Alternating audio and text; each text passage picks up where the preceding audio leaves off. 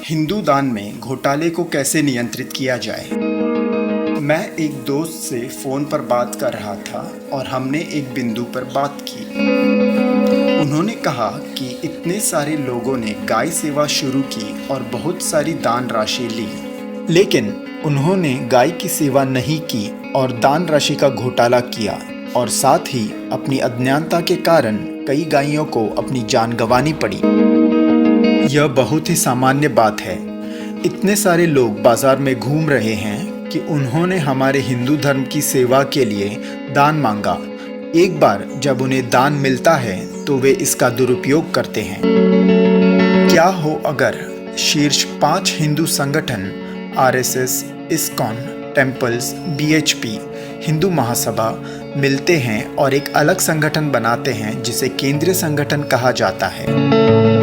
यहाँ मैं एक बात स्पष्ट कर दूं कि मैं इन संगठनों के विलय के बारे में नहीं कह रहा हूँ। मैं कह रहा हूँ कि वे एक अलग केंद्रीय संगठन स्थापित करेंगे।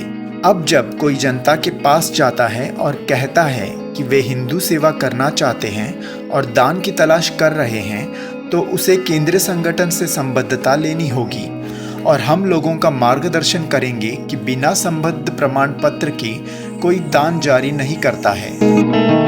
अब यदि कोई गौ सेवा करना चाहता है और उसे केंद्रीय संगठन से संबद्धता की आवश्यकता है, तो उसे केंद्रीय संगठन के SOP का पालन करने की आवश्यकता होगी और इस पर हम यह सुनिश्चित कर सकते हैं कि व्यक्ति असली गाय सेवा करेगा, अन्यथा सिर्फ घोटाला कर रहा है।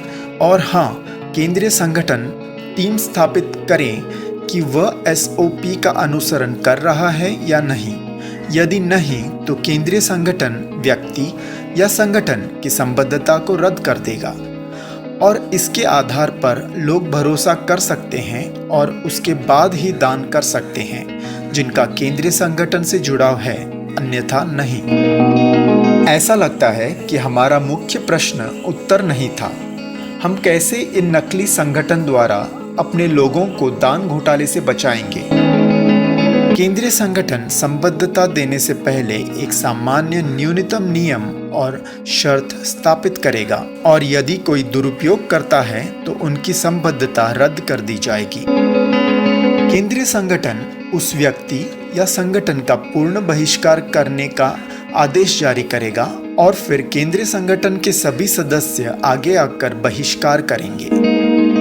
भविष्य में अगर किसी व्यक्ति या संस्था को फंड की ज़रूरत है तो बहिष्कार के कारण नहीं मिलेगा और साथ ही बाजार से चंदा भी नहीं ले सकेगा क्योंकि पब्लिक भी इसका बहिष्कार करेगी।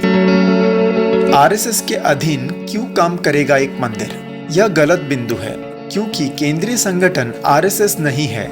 यह एक पूर्ण पृथक संगठन है और इसके प्रारंभ में 5 संगठनों का गठन किया जाएगा और अब कभी भी इसे एक बड़े निर्णय की आवश्यकता होगी तो 5 सदस्य मतदान करेंगे और फिर निर्णय लेंगे। लेकिन जब एक नया सदस्य ज्वाइन करें तो इसमें 6 सदस्य होंगे और फिर निर्णय के समय 6 सदस्य भाग लेंगे और इस तरह उनका सदस्य बढ़ता रहेगा और उनकी शक्ति केंद्रीय संगठन के बराबर और साझा होगी। इसका मतलब है कि प्रत्येक सदस्य के पास केंद्रीय संगठन में समान और साझा शक्ति होगी। शीर्ष 5 सदस्य में वीटो की शक्ति हो सकती है, लेकिन अन्य शक्ति किसी भी अन्य संगठन के समान होगी। केंद्रीय संगठन के गठन की प्रक्रिया कौन शुरू कर सकता है?